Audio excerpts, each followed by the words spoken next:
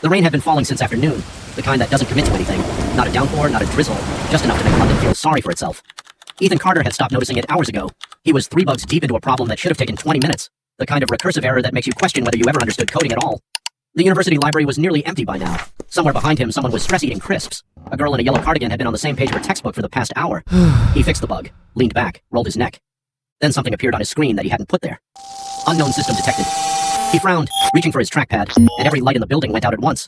Not a flicker, not a warning. Just darkness, immediate and total, and then the sound of 30 people all making noise at the same time. What the? My phone's dead. Is this a drill? Ethan stood up from pure instinct. Through the tall library windows, he could see the street outside had gone dark too. Traffic lights, shop fronts, and the headlights of coasting cars all dying together as engines cut out mid-motion. A bus rolled silently to a stop against a curb. He pushed through the door. Outside, people had stopped walking. They were looking up. He looked up.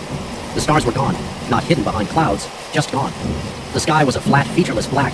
Even the moon had vanished, and the absence of it felt physically wrong, like a sound you'd never noticed until it stopped. Then the sky cracked.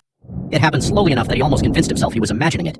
A fracture appearing at the horizon, branching upward like ice breaking on a frozen lake, except the light coming through wasn't cold. It was gold, warm and deep and completely silent. The voice arrived, not through his ears, but somewhere behind them. Earth civilization evaluation complete. Around him, a woman dropped to her knees on the wet pavement. A man nearby started laughing, a helpless kind of laughter, the kind that had nothing to do with anything being funny. Population, 8,042,331,728. Technology level, qualified. Magic development, none.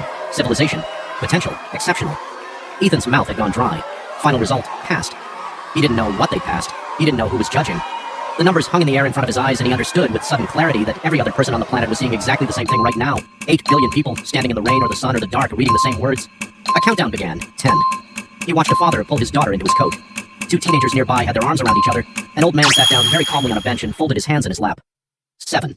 The fractures in the sky now stretched from horizon to horizon, and through them Ethan could see something he had no words for. Worlds. Things the size of worlds. Light that moved like it was alive. 4. This wasn't destruction. He didn't know how he knew that, but he did. Whatever the situation was, it wasn't the end of anything. 2. 1. The light took everything. When it released him, he was standing on crystal. The platform stretched in every direction until it dissolved into stars.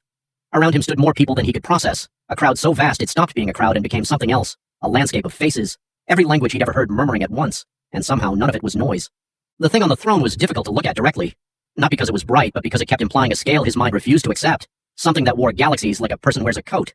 When it turned its attention toward the assembled billions, Ethan felt it the way you feel pressure in your ears before a storm. It spoke. The words arrived in English, and he suspected in every other language simultaneously. Welcome, children of Earth. I am the first creator. I forged the first universe. A pause, like a teacher letting something land. You have completed your civilization's examination, and you have passed.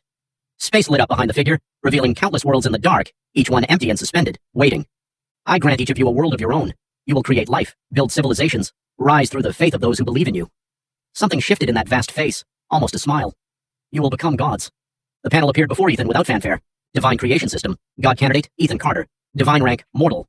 World seed, unclaimed. A list of races, humans, dragons, angels, demons, the expected ones, and at the bottom, design a new race.